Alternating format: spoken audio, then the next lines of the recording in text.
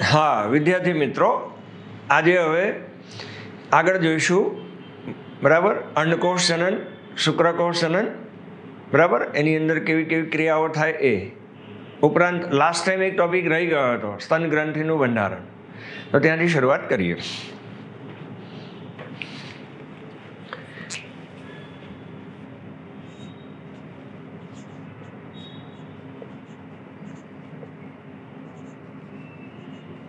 સ્તન ગ્રંથિનું બંધારણ.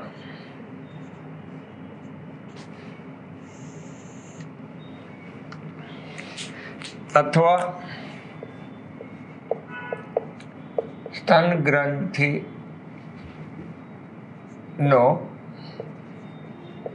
ઊભો છેદનું રેખાકૃતિ.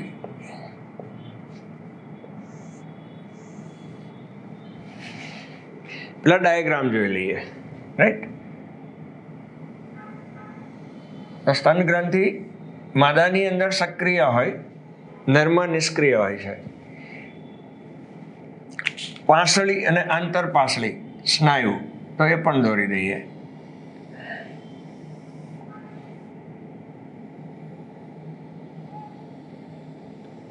એક જોડ સ્તન ગ્રંથિ જોવા મળે તો માની લો કે આને આપણે આંતરપાસળી તરીકે ઓળખાઈશું. પાસળી, આંતરપાસળી,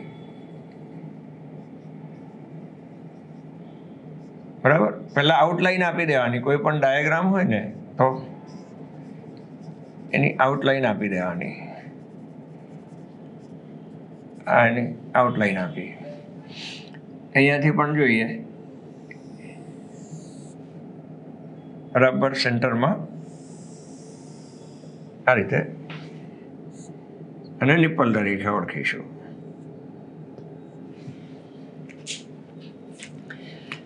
ચાલો, ત્યાર પછી એની અંદર અનિયમિત આકારના આવા મેદ હોય. આ મેદ બંને સાઈડ બતાવીએ, યાદ રાખો એકદમ સહેલું છે. જો પાસળી, આંતરપાસળી, પછી મેદ.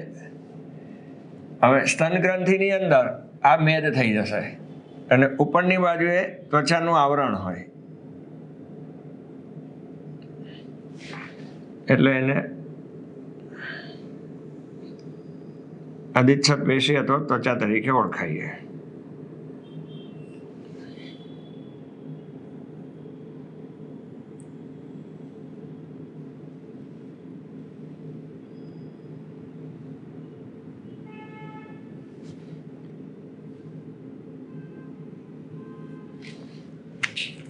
આ રીતે ત્વચાનું એક આવરણ હશે.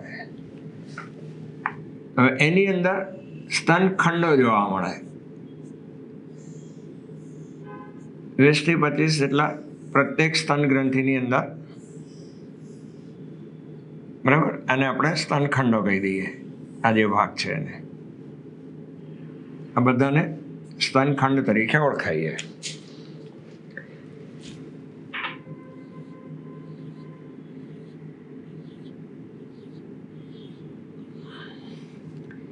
આ સ્તનખંડની અંદર દૂધનો સ્ત્રાવ કરતા સ્ત્રાવી કોષો આવેલા હોય.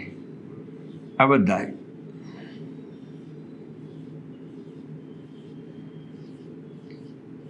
અહીંયા ધ્યાનથી જોઈએ તો આ રીતથી એની અંદર, બરાબર, પ્રત્યેક ખંડ આવા અનેક દૂધનો સ્ત્રાવ કરતા કોષોના સમૂહથી બને. હજી ગોળ દોરી રહ્યો છું બધા જ, બરાબર. તો એમાંથી જે નળી નીકળતી હોય પ્રત્યેક ખંડમાંથી, તો તેને દુગ્ધ નલિકા તરીકે ઓળખાઈશું. તો આ રીતે દુગ્ધ નલિકા. હવે એ દુગ્ધ નલિકાઓ ભેગી મળી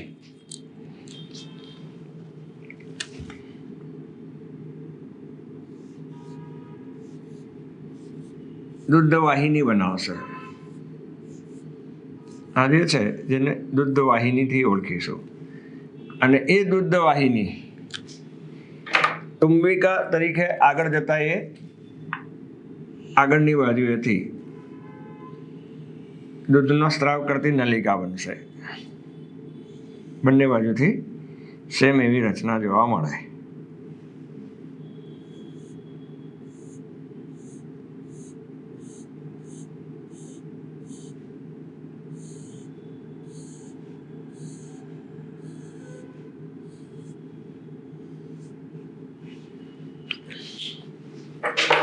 રાઈટ. હવે નામ નિર્દેશન જુઓ. એ જ રીતે અહીંયા પણ આવા મેદની અંદર ફેટ પાર્ટિકલ્સ જેને કહીએ એની અંદર જોવા મળે.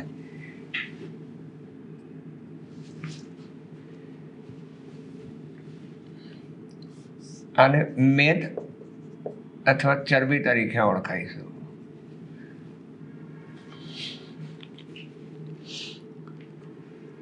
પેક્ટોરાલિસ એક સ્નાયુ જોવા મળશે. એ બરાબર અંદરની બાજુએ હોય.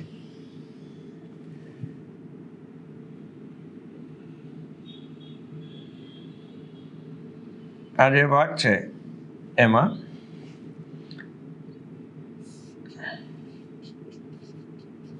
પેક્ટોરાલિસ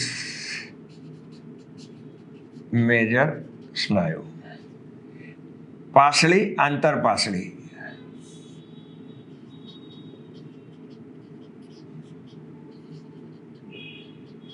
પાસળી વચ્ચેનો જે ભાગ છે એ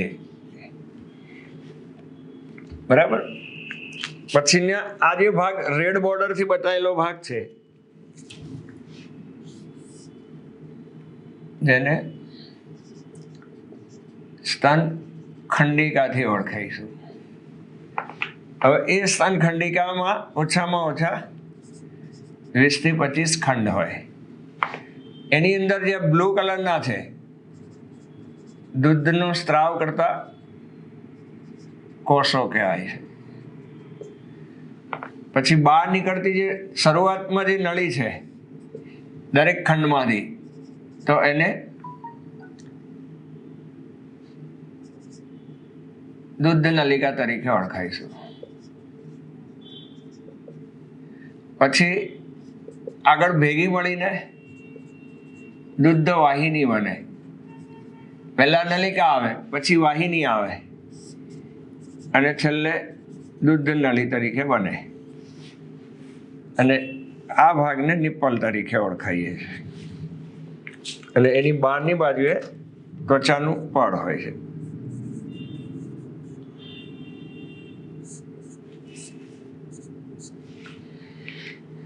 રાઈટ. તો આ રીતે માદાની અંદર સ્તન ગ્રંથિની ઉભયછેદનું રેખાંકૃત રચના જોઈએ તો જોવા મળે. બરાબર. 1 by 1 લખતા જઈએ. તો સસ્તન વર્ગના પ્રાણીમાં, એટલે મનુષ્ય પણ એમાં જ આવે, સ્તન ગ્રંથિ એક જોડ જોવા મળે છે. એક જોડ હોય. હવે એમાં પણ માદામાં સક્રિય હોય છે, કારણ કે બાળકને સ્તનપાન કરાવવાનું હોય છે. નાનું બાળક હોય તો શરૂઆતમાં બહારનો ખોરાક લઈ શકતું નથી, તો એ વખતે સ્તનપાન દ્વારા પોષણ પૂરું પાડે છે.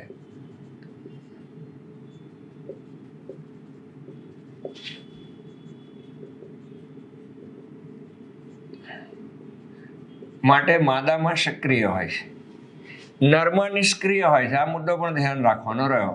નરમાં હોય ખરું, પરંતુ નિષ્ક્રિય હોય છે. રાઈટ. હવે સંખ્યા જોઈએ તો કેટલી હોય? એક જોડ જોવા મળે છે. એટલે અહીંયા અંડરલાઈન આપણે કરી દઈએ. શેમાં સક્રિય હોય તો કે માદામાં. શેમાં નિષ્ક્રિય હોય તો કે નરમાં નિષ્ક્રિય હોય છે. હવે પોઈન્ટ્સ જોઈ લઈએ. એની અંદર તો સૌથી પહેલા તો લખીએ, બરાબર, પાસળીઓ, એની ઉપર પેક્ટોરિયલ રાલિસ અને એની અંદર મેદની અંદર, બરાબર. એટલે લખીએ કે પ્રત્યેક સ્તન ગ્રંથિમાં ગ્રંથિમય કોષ, ત્યાર પછી મેદ, એટલે ચરબી અને સ્તન ખંડિકાઓ જોવા મળે છે. પ્રત્યેક સ્તન ગ્રંથિમાં ગ્રંથિમય કોષ, મેદ અને સ્તન ખંડિકાઓ જોવા મળે છે. રાઈટ. સ્તનને પણ એક ગ્રંથિ જ કહીએ છીએ, એટલે એ પ્રમાણે ગ્રંથિ કોષ હોય. હવે આ ખંડિકાઓ થઈ ગઈ 1, 2, 3, 4, 5. 5 બતાવેલા એનો મતલબ 5 જ હોય એવું ના હોય. 15 થી 20ની સંખ્યામાં ખંડ જોવા મળે છે. બરાબર. તો અહીંયા લખવું હોય તો સ્તનમાં 15 થી 20 સ્તન ખંડિકાઓ જોવા મળે છે. તો અહીંયા પણ અંડરલાઈન કરીએ, 15 થી 20 જેટલી સ્તન ખંડિકાઓ હોય. આ ખંડિકાઓ થઈ ગઈ. બરાબર. અહીંયા ડેટા કાઢી નાખીએ. સ્તન ખંડિકાઓની અંદર આ જે ગોળ કોષો છે એ બધા કોષો સ્તનની અંદર આવેલા હોય, ખંડિકાઓમાં આવેલા હોય. એટલે એમાં લખીએ સ્તન ખંડિકાઓમાં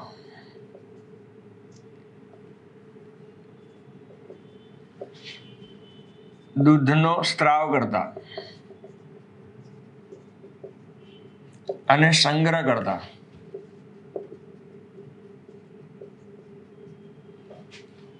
કોષો આવેલા હોય છે. જે અંદરની તરફ ગોળ કોષ બતાવ્યા છે બધા, એ દૂધનો સ્ત્રાવ પણ કરે અને સંગ્રહ પણ કરે. હવે દરેક ખંડમાંથી, દરેક ખંડ નાનો હોય એટલે દરેક ખંડમાંથી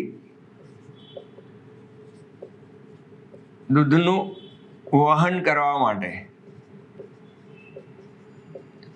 સૌથી પહેલા દૂધ નલિકા આવશે.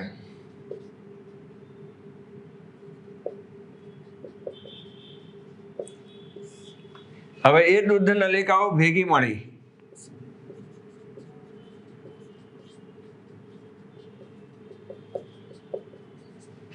ખંડમાંથી બહાર નીકળી. આ બધી જે નલિકાઓ છે આની આની આની બધી ભેગી મળીને દૂધ વાહિની બનાવશે. દૂધ વાહિની. રાઈટ. આ દૂધ વાહિની બની ગઈ.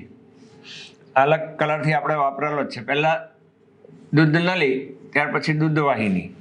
હવે આ બધી ખંડોમાંથી દૂધ વાહિની ભેગી મળીને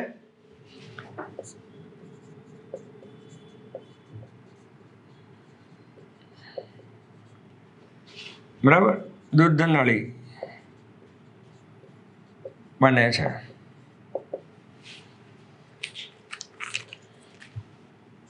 આ સિક્વન્સ યાદ રાખવાની રહી. બરાબર. અને સમગ્ર સ્તનની ફરતે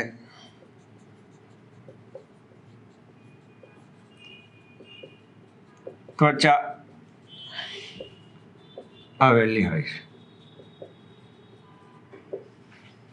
અને મધ્યમાં નિપ્પલ હોય છે. એ લખી નાખીએ.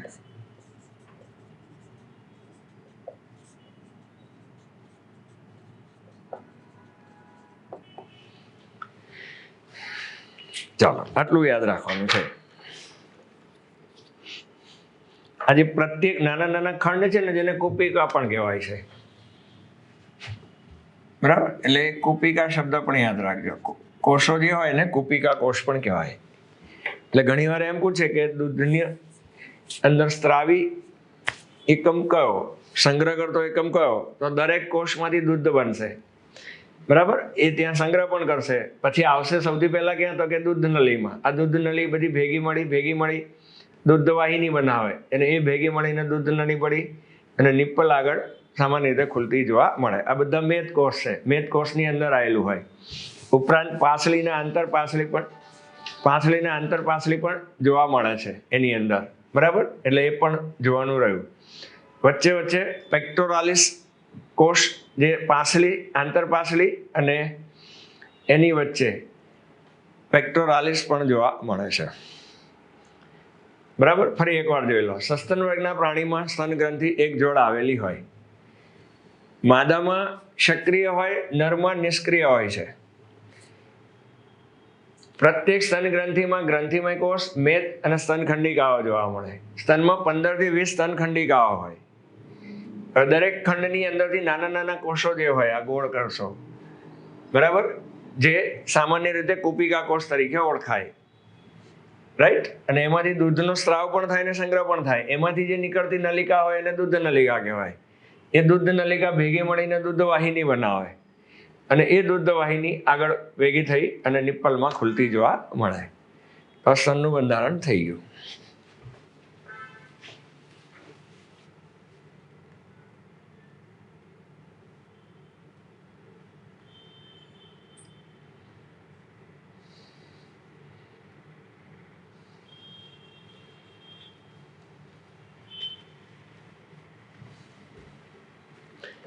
ચાલો, તો અહીંયાથી હવે આગળ જઈએ.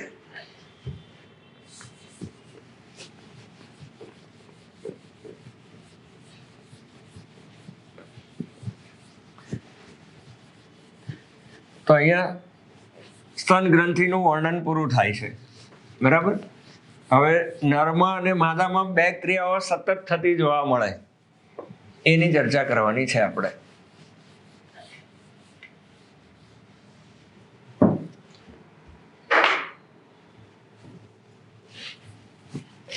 એક તો શુક્રકોષ જનન અને બીજું આવશે અંડકોષ જનન. એ જોઈ લઈએ.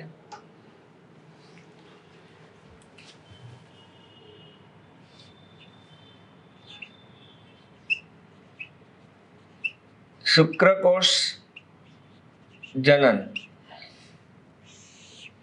આ પણ લોંગ ક્વેશ્ચન છે, 4 માર્કનો, બરાબર. પહેલા એનો ચાર્ટ દોરવાનો, પછી એનું વર્ણન કરવાનું. તો જોઈ જ લઈએ. સૌથી પહેલા તો એની વ્યાખ્યા જોઈ લઈએ, બરાબર. શુક્રકોષ નું નિર્માણ થવાની ક્રિયાને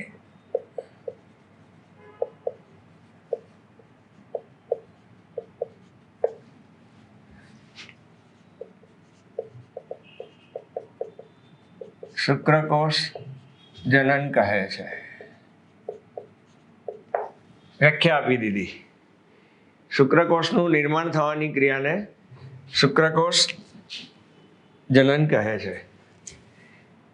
હવે ખરેખર ધ્યાનથી જોઈએ તો જનન એટલે નિર્માણ થવું અને શુક્રકોષ બનવાની ક્રિયા ક્યાંથી બનશે? તો જનરલી શુક્રપિંડમાં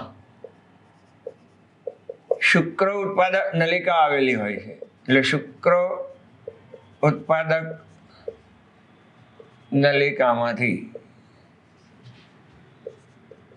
શુક્રકોષ બને છે.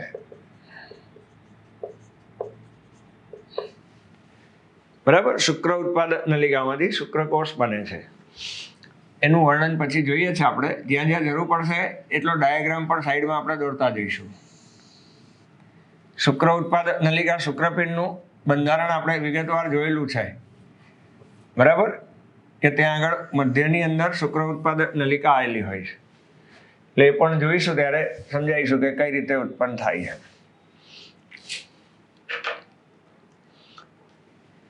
ચાલો હવે ચાર્ટ દોરીએ.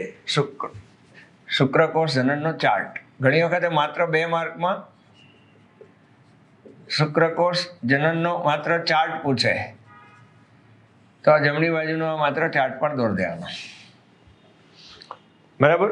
તો સૌથી પહેલા અહીંયા ચાર્ટ દોરીએ આપણે.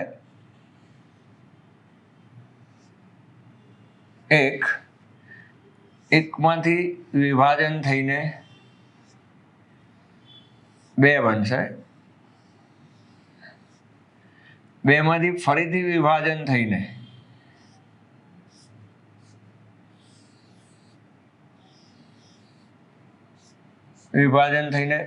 2 બનશે. 4 આવે એટલે અટકી જવાનું. આ એક નિયમ યાદ રાખજો. 1માંથી 2, 2માંથી 4 અને 4 આવે એટલે અટકી જવાનું. તો જે પહેલું સ્ટેજ છે 1, એને કહી દઈએ આદિ શુક્રકોષ, બરાબર. 1 નું 2 અને 2 નું 4, 4 આવે એટલે અટકી જવાનું, એટલે અહીંયા પાછું એક બીજું નામ આપી દઈએ, આને કહી દઈએ પ્રાથમિક શુક્રકોષ. હવે 5 સ્ટેજ આવશે.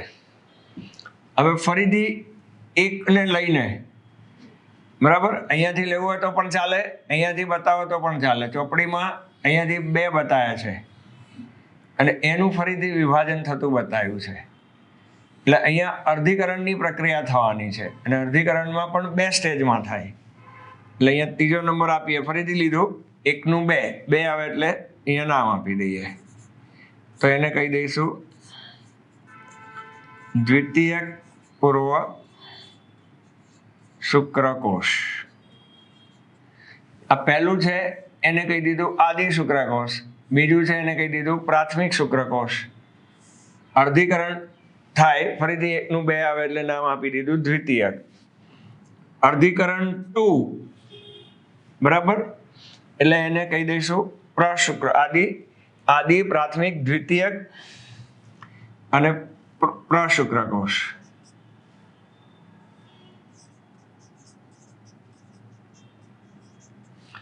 તો અહીંયા ધ્યાનથી જુઓ. હવે દ્વિતીયકની અંદર પણ ફરીથી એનું વિભાજન કરી 2 કોષ અહીંયા બનાવીએ છીએ.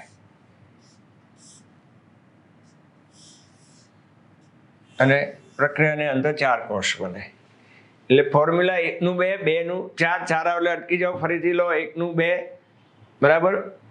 આ ખાલી એક સાથે 2 થતું હોય ને 1 નું જ થાય છે એટલે આવું સમજાયું. 1 નું 2 તો ત્યાં અટકી જાઓ, ફરી પાછું 4 આવે એટલે અટકી જાઓ. તો કેટલા સ્ટેજ થઈ ગયા? આદિ, પછી પ્રાથમિક, દ્વિતીયક, પ્રશુક્રકોષ અને પછી આવશે શુક્રકોષ. એટલે 5મું સ્ટેજ આપણે જોઈએ તો શુક્રકોષનું આવશે.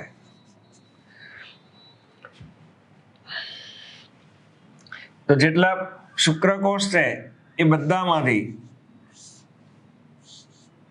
પ્રશુક્રકોષ છે એ બધામાંથી પરિપક્વ મતલબ ચલિત ધરાવતા શુક્રકોષ ઉત્પન્ન થશે.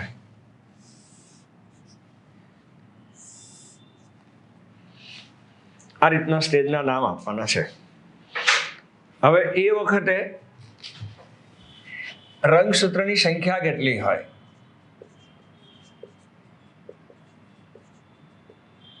તો એ પણ જોઈ લઈએ. આદિ શુક્રકોષમાં શુક્ર ઉત્પાદક નલિકામાંથી ઉત્પન્ન થાય એટલે શરૂઆતમાં રંગસૂત્રોની સંખ્યા 46 હોય, પણ પછી સમભાજન થાય છે. અહીંયાથી આ જે પ્રક્રિયા છે એ સમભાજનની પ્રક્રિયા છે. એટલે રંગસૂત્રો પ્રાથમિકમાં પણ 46 ના 46 જ રહેવાના, તો જ એને સમભાજન કહેવાય, બરાબર. અહીંયાથી ઘણું હોય તો અહીંયા 46 જ હશે, અહીંયા પણ રંગસૂત્રોની સંખ્યા 46 જ હોય. હવે પ્રાથમિકમાંથી દ્વિતીયક બને છે ત્યારે અર્ધીકરણની પ્રક્રિયા થાય છે. અર્ધીકરણ, અને એમાં પણ 2 તબક્કામાં થાય. એટલે પહેલું અર્ધીકરણ થાય એટલે એને મેં કહી દીધું અર્ધીકરણ 1. તો એ વખતે રંગસૂત્રની સંખ્યા જોઈએ તો 23 થશે. એટલે 46માંથી રંગસૂત્રોની સંખ્યા અહીંયા 23 થઈ ગઈ. અર્ધીકરણ 2 વાર થતું હોવાથી અહીંયા લખી નાખીએ અર્ધીકરણ 2. એટલે એના રંગસૂત્રો 23 ના 23 રહેશે. કારણ કે અર્ધીકરણ 2 છે એ ખરેખર જોવા જઈએ તો એ સમભાજન જ હોય છે. અને અર્ધીકરણ એક પ્રકારનું અર્ધસૂત્રણ હોય છે, એટલે રંગસૂત્ર અડધા થઈ જાય. એટલે અહીંયાથી આ જોઈએ તો એ ધ્યાન રાખવાનું. 46 અહીંયાથી પણ જોઈએ તો અર્ધીકરણ અર્ધસૂત્રણ થયું એટલે 23, પાછું અહીંયા 23માંથી 23 એટલે સમભાજન. અને અહીંયા તો ખાલી પ્રશુક્રકોષમાંથી શુક્રકાયંતરણની ક્રિયા થાય, એટલે એ સાઈડમાં લખી નાખું, શુક્રકાયંતરણની પ્રક્રિયા થઈ અને આ શુક્રકોષ બને છે.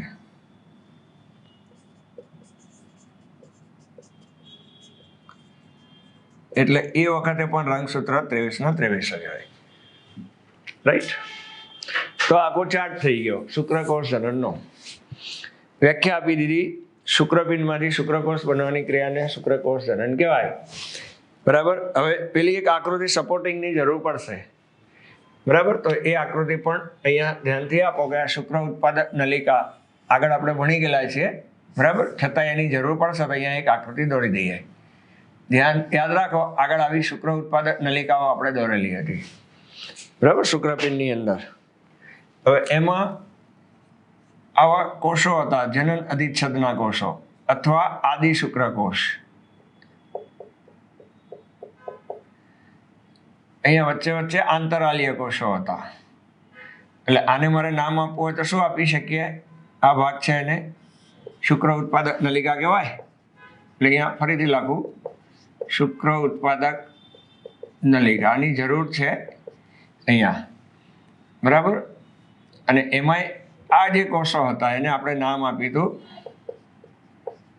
આદિ શુક્રકોષ. સૌથી પહેલા જે અંદરની દિવાલ ઉત્પન્ન થતી હોય અને આ જે છે એને નામ આપી દઈએ આંતરાલીય કોષો અથવા લેડિંગના કોષો, એનું બીજું નામ.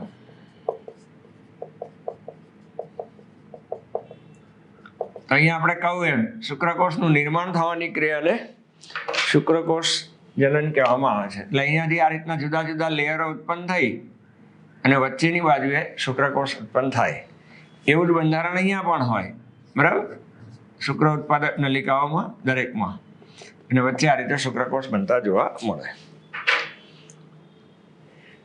તો આ શુક્રકોષ ઉત્પાદક નલિકાની અંદરથી સૌથી પહેલા આદિ શુક્રકોષ હોય. વચ્ચે વચ્ચે આવા આંતરાલીય કોષો હોય, તે લેડિંગના કોષ કહેવાય. બરાબર. તો હવે અહીંથી ચાલુ કરીએ અને સ્ટેપ આપતા જઈએ કે સૌથી પહેલા આદિ શુક્રકોષ, પ્રાથમિક શુક્રકોષ, દ્વિતીયક શુક્રકોષ, પ્રશુક્રકોષ અને શુક્રકોષ બને. તો અહીંયા સ્ટેપ વાઇઝ જોતા જઈએ. આદિ શુક્રકોષ, ત્યાર પછી પ્રાથમિક શુક્રકોષ, ત્યાર પછી દ્વિતીયક શુક્રકોષ, પ્રશુક્રકોષ અને છેલ્લે પરિપક્વ અથવા શુક્રકોષ.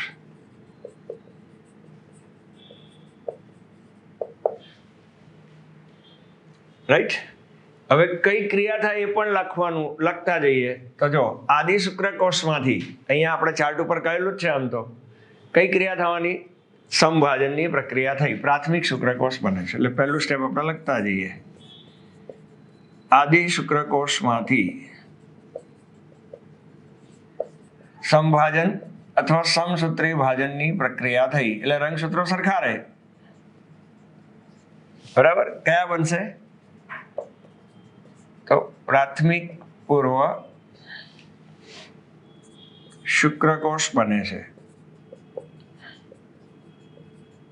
ચાર્ટ ઉપરથી જ આપણને વર્ણન થતું જાય છે. બરાબર. હવે પ્રાથમિક શુક્રકોષમાંથી અર્ધીકરણ વનની પ્રક્રિયા થઈને કયા શુક્રકોષ બનશે? દ્વિતીયક પૂર્વક. એટલે એ પણ લખી નાખીએ. બરાબર. પ્રાથમિક પૂર્વ શુક્રકોષ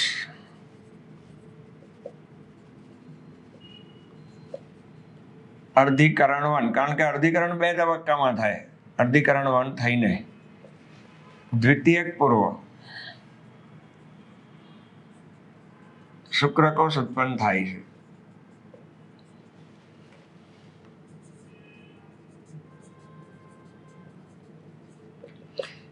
જેમાં રંગસૂત્ર કેટલા થઈ જશે? 23 થાય છે, કારણ કે અર્ધીકરણની પ્રક્રિયા થાય છે. રાઈટ. ચાલો હવે દ્વિતીયકમાંથી પ્રશુક્રકોષ, એમાં પાછું અર્ધીકરણ 2 થાય છે, તો એમાં સંભાજન થાય. દ્વિતીયક પૂર્વ શુક્રકોષમાંથી ખ્યાલ આવ? અર્ધીકરણ 2 એટલે એ પાછું સંભાજન જ થયું.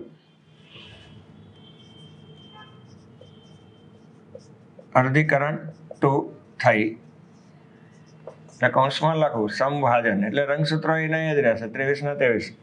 સંભાજન થઈને પ્રશુક્રકોષ બને છે. અને છેલ્લે શુક્રકાયંતરણ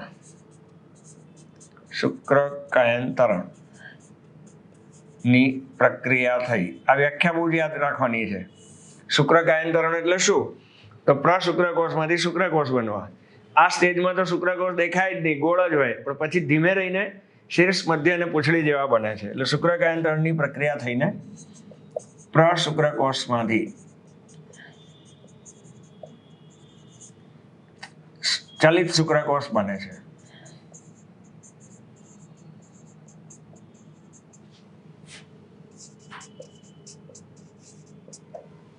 આટલું યાદ રાખવાનું છે. બરાબર. જે શીર્ષ, મધ્ય ભાગ એના પર ભાગ આપવા હોય તો કહી શકીએ. જો એમાં શીર્ષ, પછી ગ્રીવા, મધ્ય ભાગ અને પૂંછડી જેવા ભાગ જોવા મળે છે.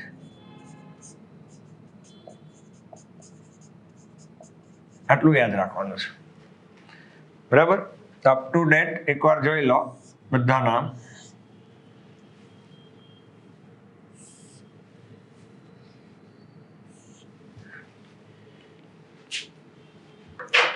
ચાલો, પહેલા તો ખાલી ચાર્ટ પૂછે તો આટલું જ કરી દેવાનું. આદિ, પ્રાથમિક, દ્વિતીય, પ્રશુક્રકોષ ને શુક્રકોષ. વ્યાખ્યા આપી દેવાની. ક્યાંથી? તો કે શુક્રપિંડ. આ શુક્રપિંડનો અંતઃસ્ત્રરચના છે, એટલે શુક્ર ઉત્પાદક નલિકાઓ હોય. એ શુક્ર ઉત્પાદક નલિકાની સૌથી અંદરનું જે લેયર હોય, બરાબર, એમાં આદિ શુક્રકોષ હોય છે. એટલે એમાંથી શુક્રકોષ ઉત્પન્ન થાય.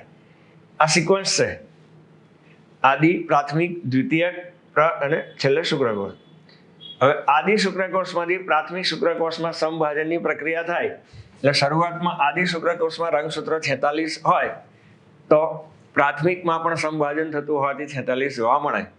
પછી પ્રાથમિકમાંથી દ્વિતીયકમાં અર્ધીકરણ અથવા અર્ધસૂત્રણ થાય છે, માટે અડધું થઈ જાય તો 23 આવે. એટલે ખાલી જગ્યામાં પૂછે કે દ્વિતીયક પૂર્વક અંડકોષ, એટલે નામ પરથી એવું લાગે દ્વિતીયક એટલે 2n હોય, 46 હોય, પણ ખરેખર એ 23 હોય છે. બોર્ડમાં પૂછેલો ક્વેશ્ચન છે, એટલે એ રીતનું પણ યાદ રાખવાનું રહ્યું. દ્વિતીયકમાંથી પ્રશુક્રકોષ બને તો એ વખતે પાછું અર્ધીકરણ 2 થાય. એટલે અર્ધીકરણ 1 અને અર્ધીકરણ 2, બરાબર, એ એક જ પ્રકારનું અર્ધસૂત્રી ભાજન છે. 2 સ્ટેપમાં થાય છે, બરાબર, અને 4 કોષ બને. એટલે એ પણ 23 જ થવાનું. 23માંથી 23 એટલે સંભાજન લખી નાખ્યું. અને પ્રશુક્રકોષમાંથી કઈ પ્રક્રિયા? તો કે શુક્રકાયંતરણની પ્રક્રિયા થઈને શુક્રકોષ બને. તો એ વખતે પણ રંગસૂત્ર 23 જ રહે, બરાબર, કારણ કે અર્ધીકરણ થતું હોય છે. રાઈટ.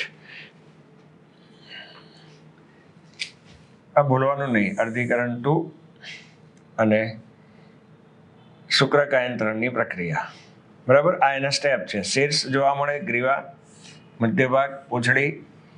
આ બધું પાછું જ્યારે શુક્રકાયંતરણ આવશે ત્યારે એનું ડિટેલ બંધારણ આપણે જોવાનું આવશે. રાઈટ. ચાર્ટ અગત્યનો છે. ચાર્ટ આવડે એટલે એનું વર્ણન આવડે. જોઈ લો.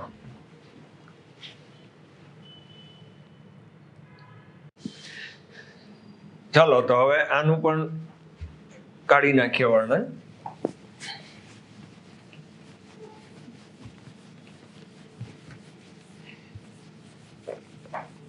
હવે આવશે શુક્રકોષ જનનની ક્રિયા સાથે સંકળાયેલા અંતઃસ્ત્રાવો.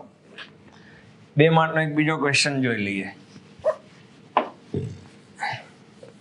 આ 4 માર્કનો ક્વેશ્ચન જોયો, શુક્રકોષ જનન.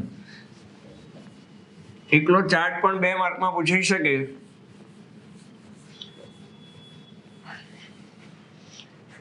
એના પછીનું વર્ણન જોઈ લઈએ.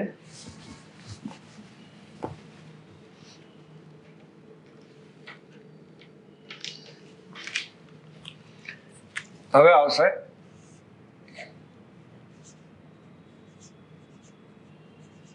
શુક્રકોષ જનનની ક્રિયા સાથે સંકળાયેલ અંતઃસ્ત્રાવ. પ્રશ્ન સમજો. શુક્રકોષ જનનની ક્રિયા મતલબ શુક્રકોષ બનવાની ક્રિયા ક્યાં આગળ? શુક્રપિંડમાં. શુક્રપિંડમાં પણ ક્યાં આગળ? તો શુક્ર ઉત્પાદક નલિકામાં. બરાબર. પહેલો ક્વેશ્ચન તો આપણે જોવાનો રહ્યો. બે ભાગ પાડી દઈએ.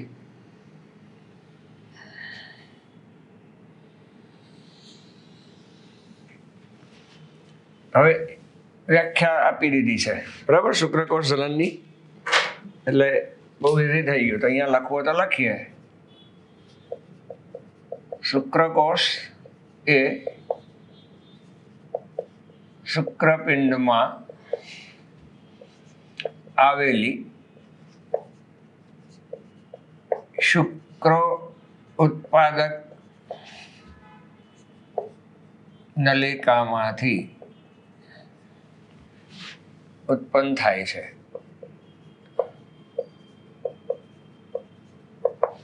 અહીંયા આકૃતિની ફરી જરૂર પડશે, દોરી જ દઈએ, બરાબર. આને શુક્ર ઉત્પાદક નલિકા ગણીએ છીએ. એની અંદરની બાજુએ આ રીતે અધિચ્છદ પેશીનું બનેલું હોય, અથવા આદિ શુક્રકોષ તરીકે આપણે એને ઓળખાઈએ છીએ. આખું બાર છે જેને કહીશું શુક્ર ઉત્પાદક નલિકા.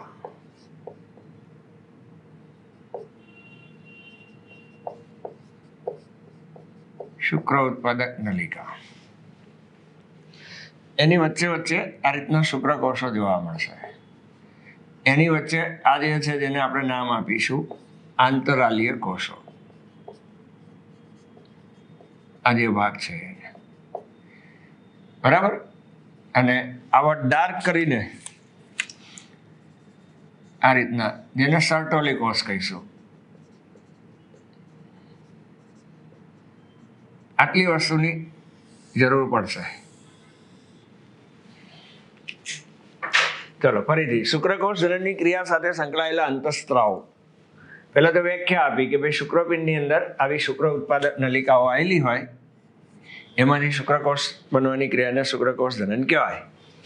હવે મુખ્ય અંતઃસ્ત્રાવ જોઈ લઈએ તો ગોનેડોટ્રોપિન રિલીઝિંગ હોર્મોન, બરાબર. એ શું કરશે તો કે જીએન મુક્ત કરશે. અને જીએન ના પાછા બે પ્રકાર પડે,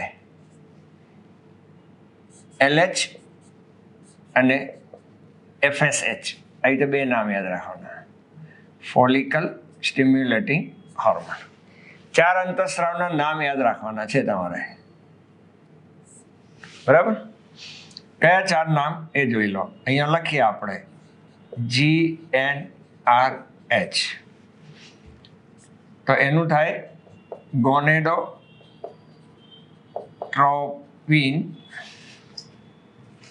રિલીઝિંગ હોર્મોન.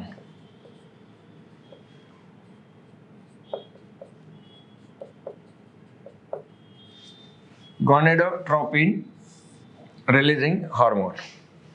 ચાલો, ત્યાર પછી જીએન નું તો સીધું રિલીઝિંગ કાઢી નાખો. Gonadotropin hormone. ચાલો, ત્યાર પછી FSLH લ્યુટિયોનાઇઝિંગ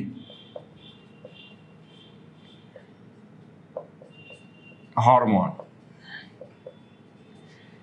અને FSH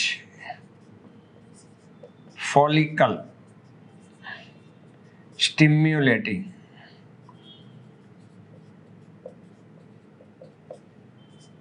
હોર્મોન. આ 4 એના પૂરા નામ થઈ ગયા.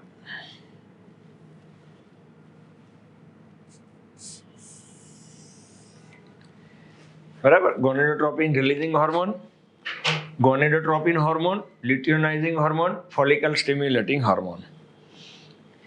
હવે આ જે અંતઃસ્ત્રાવ છે, બરાબર, જે હાઇપોથેલેમસમાંથી ઉત્પન્ન થાય, આવું યાદ રાખવાનું છે. અને ગોનેડોટ્રોપિન એ પિટ્યુટરી ગ્રંથિમાંથી અંતઃસ્ત્રાવ ઉત્પન્ન થાય. અને પિટ્યુટરી ગ્રંથિ ગોનેડોટ્રોપિકના 2 સ્વરૂપ હોય છે, એલએચ અને એફએસએચ. આ રીતે યાદ રાખવાનું રહ્યું. હાઇપોથેલેમસ એ મગજનો ભાગ છે અને પિટ્યુટરી ગ્રંથિ એ મહાકાય ગ્રંથિ તરીકે આપણે એને ઓળખાઈએ છીએ, બરાબર. તો હવે યાદ શું રાખવાનું તો કે સૌથી પહેલા તો હાઇપોથેલેમસ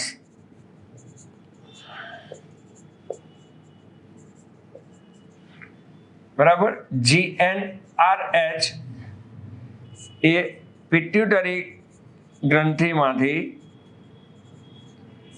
GN અંતઃસ્ત્રાવને મુક્ત કરે છે.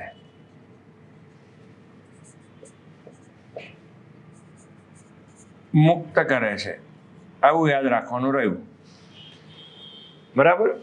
હવે એ GN બે સ્વરૂપે હોય છે, બે સ્વરૂપે જોવા મળે છે. કયા બે સ્વરૂપ? LH અને FSH. તો LH અંતઃસ્ત્રાવ શું કાર્ય કરે એ પણ આપણને નોલેજમાં હોવું જોઈએ. FS અંતઃસ્રાવ શું કરે એ પણ આપણા નોલેજમાં હોવું જોઈએ. તો LH અંતઃસ્રાવ જે છે એ L ફોર L એવું યાદ રાખો, લીડિંગના કોષોને ઉત્તેજિત કરે છે. આને લીડિંગના કોષ પણ કહીએ છીએ. આંતરાલીય કોષો હોય એને લીડિંગના કોષ તરીકે આપણે ઓળખાઈએ છીએ. એટલે આંતરાલીય કોષો જે હોય જેને લીડિંગના કોષ તરીકે આપણે ઓળખાઈએ છીએ, તો એ લીડિંગના કોષોમાંથી શુક્રકોષ જનન અને એન્ડ્રોજન અંતઃસ્ત્રાવ મુક્ત થાય છે. એટલે આ ગુણધર્મો પણ યાદ રાખવાનો રહ્યો કે LH જે અંતઃસ્ત્રાવ છે જેને લીડિંગના કોષો તરીકે ગણાવીશું, અને ત્યાર પછી આવશે FSH ફોલિકલ સ્ટિમ્યુલેટિંગ હોર્મોન. બરાબર.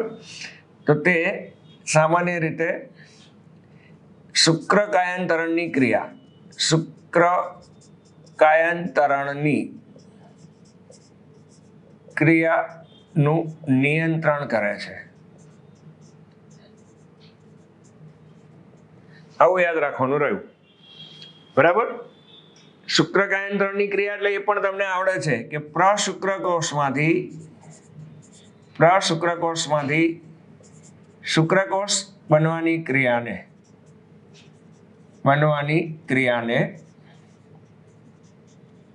શુક્રકાયાંતરણ કહેવામાં આવે છે. તો 2 માર્કનો એક ક્વેશ્ચન છે. બરાબર. શુક્રકોષ જનનની ક્રિયા સાથે સંકળાયેલા અંતઃસ્ત્રાવ. તો પહેલા તો વ્યાખ્યા આપવાની કે શુક્રપિંડની અંદર આવી શુક્ર ઉત્પાદક નલિકા હોય, એ શુક્ર ઉત્પાદક નલિકામાંથી શુક્રકોષ બનવાની ક્રિયાને શુક્રકોષ જનન કહે છે. હવે એના માટે જોઈ લઈએ તો GnRH, ત્યાર પછી GN, ત્યાર પછી LH અને ત્યાર પછી FSH, ચારેયના નામ આવડવા જોઈએ. ગોનેડોટ્રોપિન હોર્મોન, GN હોય તો, RH હોય તો gonadotropin releasing hormone, luteinizing hormone, follicle stimulating hormone. Hypothalamus માંથી GnRH મુક્ત થાય, પિટ્યુટરી ગ્રંથિમાંથી GN અંતઃસ્ત્રાવ મુક્ત થાય. અને GN અંતઃસ્ત્રાવ બે સ્વરૂપે હોય, LH બરાબર, જેને લીડિંગના કોષ પણ કહીએ, જે એન્ડ્રોજન અને શુક્રકોષ જનન એમ બે ક્રિયાઓનો કંટ્રોલ કરે. FSH એ શુક્રકાયાંતરણની ક્રિયાનું નિયંત્રણ કરે છે. એટલે પ્રશુક્રકોષમાંથી શુક્રકોષ બનવાની ક્રિયાને બરાબર શુક્રકાયાંતરણ તરીકે ઓળખાઈએ છીએ. તો એકવાર જોઈ લો.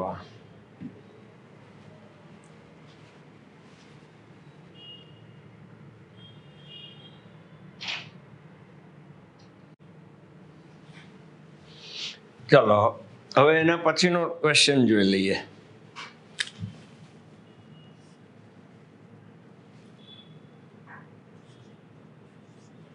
શુક્રકોષનું બંધારણ.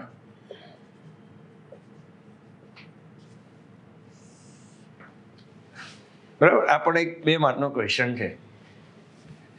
તો સૌથી પહેલા તો ડાયાગ્રામ દોરીએ.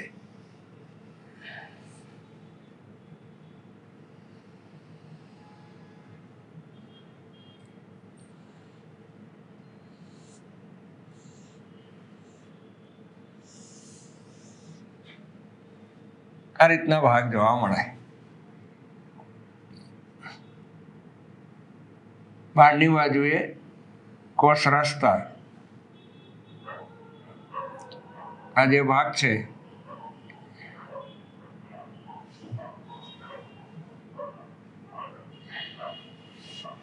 અહીંયા ખાંચ હોય જેને ગ્રીવા તરીકે ઓળખાઈશું. આ ગ્રીવા થઈ ગયું. આ ભાગ છે જેને શીર્ષ તરીકે ઓળખાઈશું. પછી અહીંયાથી આ જે ભાગ છે જેને મધ્ય ભાગ તરીકે ઓળખાઈશું. અને લાસ્ટમાં એ ભાગ છે જેને પૂંછડી તરીકે ઓળખાઈશું. હવે મધ્ય ભાગની અંદર કણાપ સૂત્ર પુષ્કળ જોવા મળે. એટલે એમાં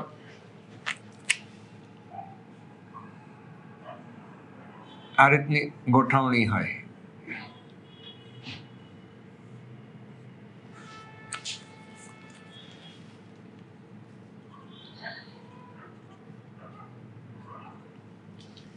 અહીંયા કોષ કેન્દ્ર અને આજુબાજુમાં પુષ્કળ પ્રમાણમાં કોષરસ હોય.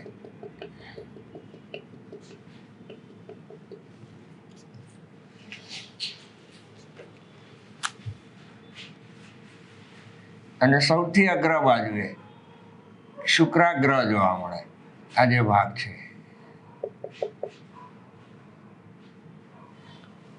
અને સમગ્રની ફરતે પાછું એક બીજું પડ હોય.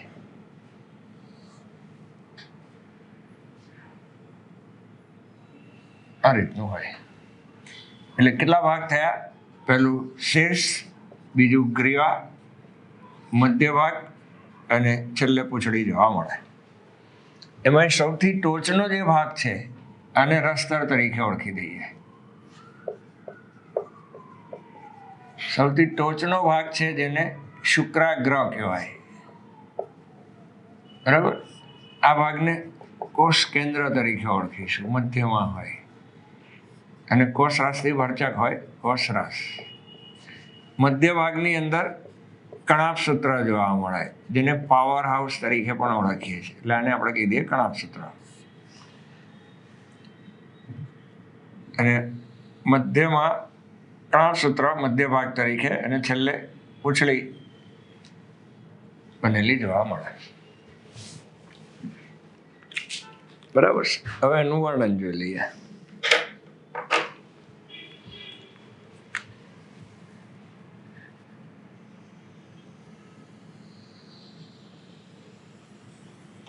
એક ડેટા યાદ રાખવાનો છે.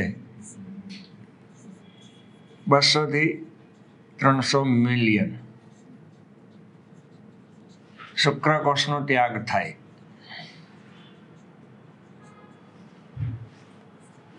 બરાબર. પ્રત્યેક વખતે જ્યારે પણ સ્ખલનની ક્રિયા થાય ત્યારે 200 થી 300. રાઈટ. અને એક બીજો ડેટા યાદ રાખવાનો છે 60-40. 60-40 સામાન્ય હોય. એટલે પ્રજનન કરી શકતા નથી, ફલન કરી શકતા નથી. અને એમાંથી 40% શુક્રકોષ બરાબર પરિપક્વ હોય છે.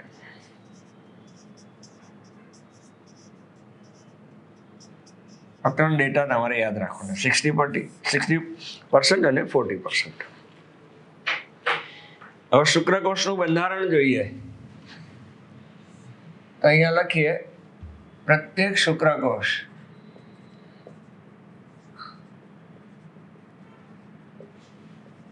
શીર્ષ,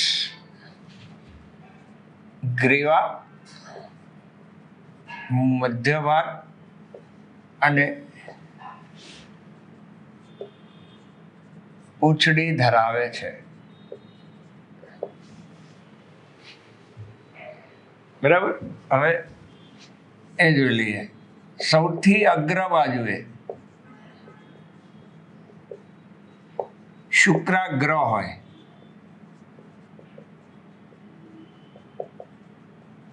અને ટોચનો ભાગ છે ને એને શુક્રાગ્ર કહેવાય. જેમાંથી હાઈ લ્યુરોનિડેઝ આ ઉત્સેચક ચોપડીમાં નથી એટલે ખાસ અંડરલાઈન કરીને ધ્યાન રાખજો. હાઈ લ્યુરોનિડેઝ નામનો ઉત્સેચક ઉત્પન્ન થાય છે.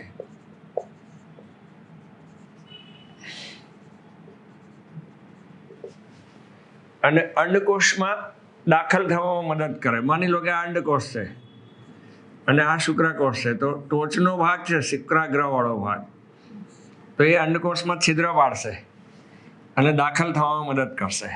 બરાબર? જે અંડકોષમાં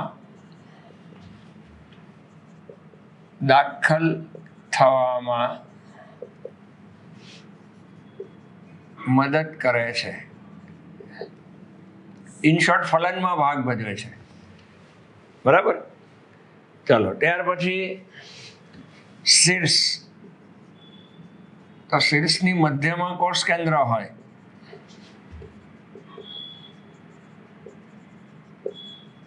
અને તેની આસપાસ કોષરસ જોવા મળે છે. જીવરસ કહો કે કોષરસ. આ વર્ણન થઈ ગયું શીર્ષનું. બરાબર? ચાલો, ત્યાર પછી ગ્રીવા. તો શીર્ષ પૂર્ણ થતા અને મધ્ય ભાગની શરૂઆત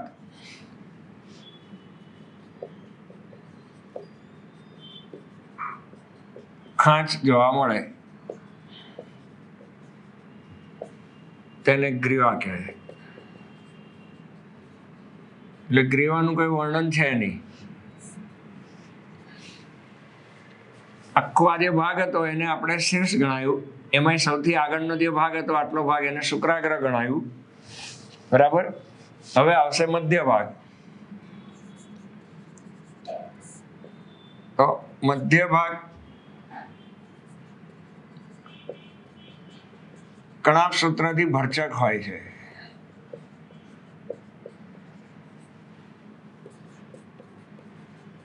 કણાભ સૂત્ર વધારે હોય છે, જે શક્તિ પૂરી પાડે.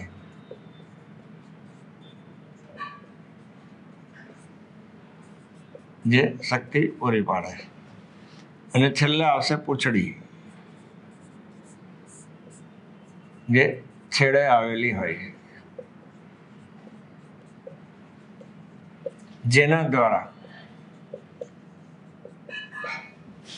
શુક્રકોષ પ્રચલન હલનચલન કરી શકે.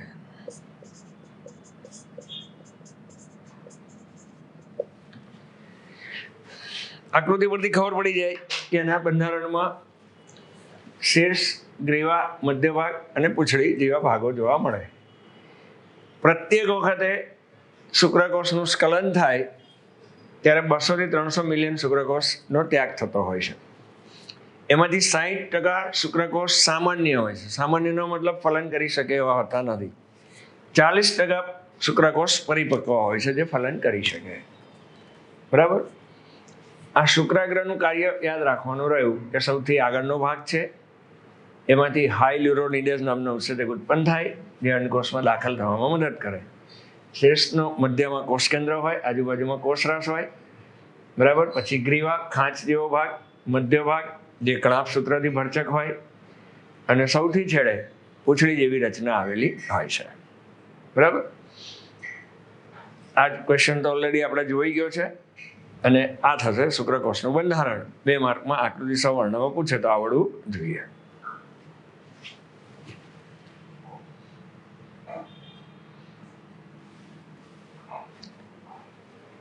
તો અહીંયા વિદ્યાર્થી મિત્રો આ એક ટોપિક પૂરો કર્યો અને અહીંયા આપણે લેક્ચર પૂરું કરીએ છીએ. રાઈટ?